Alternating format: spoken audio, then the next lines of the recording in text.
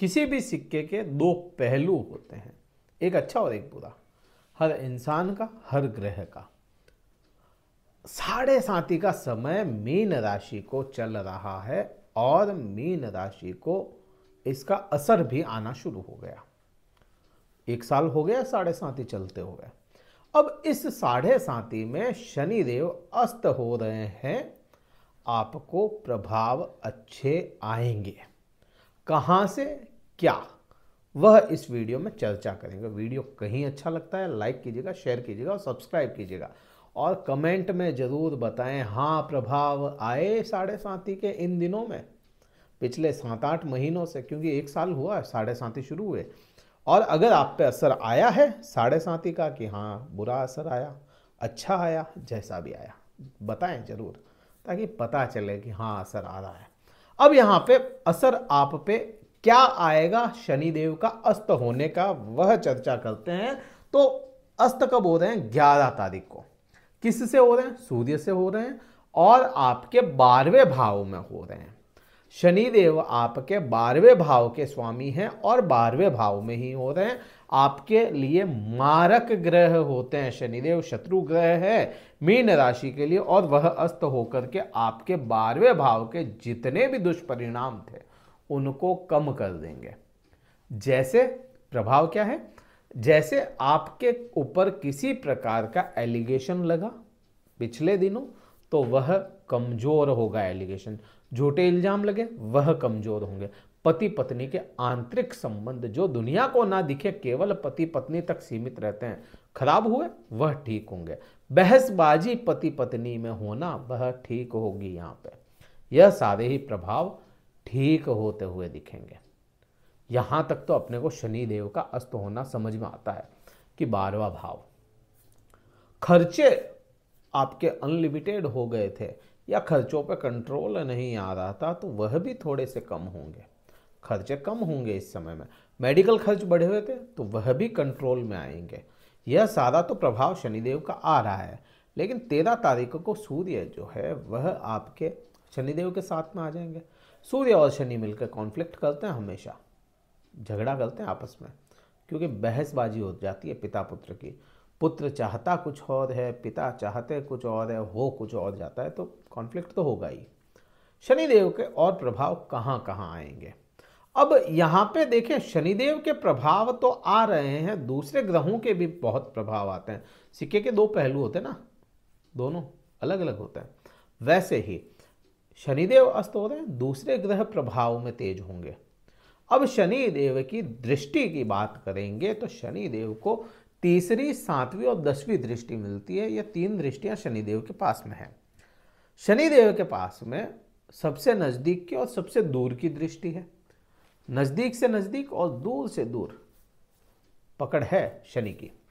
तो यहां तीसरी दृष्टि आपके द्वितीय भाव, दूसरे भाव, जहां आपके राशि स्वामी बृहस्पति बैठे हैं, उन पे आ जाती है।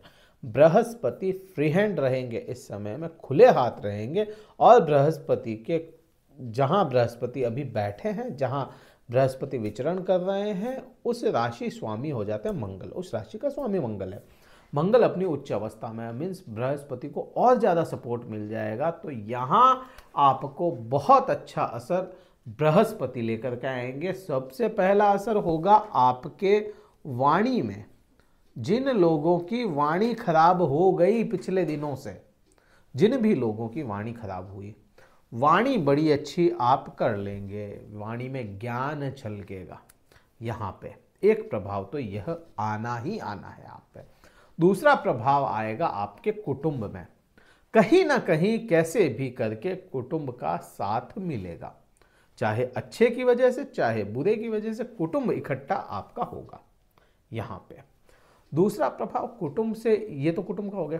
तीसरा प्रभाव क्या आएगा? यहीं से दूसरे भाव से आपको कुटुंब से कुछ ना कुछ चीज, आपके पैतृक चीज आपको मिले। यह आपके लिए कोई तोहफा भी हो सकता है, कुछ भी मिले यहाँ पे कुटुंब से। मुंह का स्वाद अगर खराब था, मुंह में कुछ प्रॉब्लम थी आपके मुख में, तो वह कमजोर होगी, प्रॉब्लम खत्म होगी। यहाँ बृहस्पति की वजह से ही। अब यहीं पे बात करते हैं, 7वीं दृष्टि शनि देव की आपके छठे भाव पे आती है। अब ये बड़ा इंपॉर्टेंट है, छठा भाव बहुत ज़्यादा इंपॉर्टेंट। छठा भाव क्यों होता है कि शनि देव की दृष्टि की वजह से आपको वर्क प्लेस पे परेशानी आ रही होगी।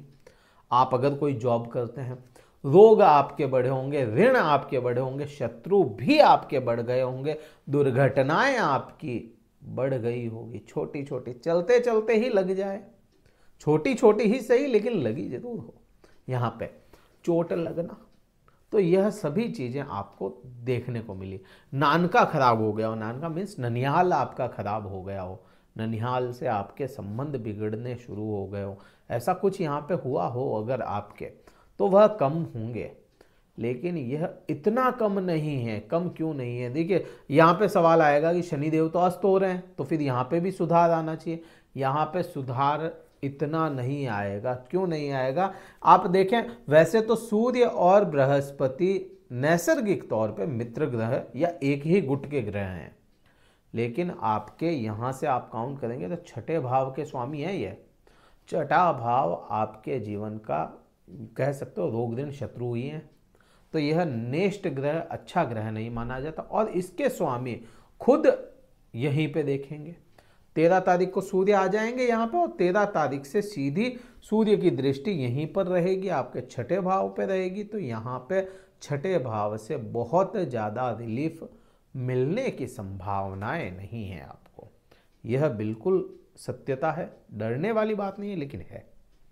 अब यहाँ पे क्योंकि लग्नेश और आपका जो अष्टम भाव का स्वामी, आपका भाग्य भाव का स्वामी मंगल, दोनों मजबूत अवस्था में है, तो आपको संभाल जरूर लेंगे, लेकिन यहाँ का तो प्रभाव यही आएगा। बात करते हैं 10वीं दृष्टि की। 10वीं दृष्टि आपके भाग्य भाव पे है। आपने महसूस किया होगा, यह तो हुआ ही होगा यहाँ पे, जिसके भी हुआ कमेंट करके बताइए। भाग्य बहुत बड़ी चीज है। भाग्य जीवन में हर इंसान अपना कर्म करता है। कहते हैं कि भाग्य आदमी खुद का लिखता है, बिल्कुल सही बात है। कर्म से भाग्य लिखा जाता है, बदला जा सकता है, लेकिन भाग्य इंसान लेकर के भी पैदा होता है। कई लोग ऐसे आपने देखे जो कुछ भी नहीं करते, उनका भाग्य बड़ा बलवान है, वो कुछ के कुछ बन गए, जबकि उनके पास में कुछ भी नहीं था। कल तक वैसे ही घूम रहे थे, भाग्य ने साथ दिया और एकदम से उनको अपॉर्चुनिटी मिली और वह काम कर गए। तो आप लोगों का भाग्य पिछले एक साल से भाग्य आपका साथ नहीं दे पा रहा था, प्रॉपर साथ नहीं मिला आपके भाग्य का। तो यहाँ पे इस समय में भाग्य का साथ मिलना तय है आपको।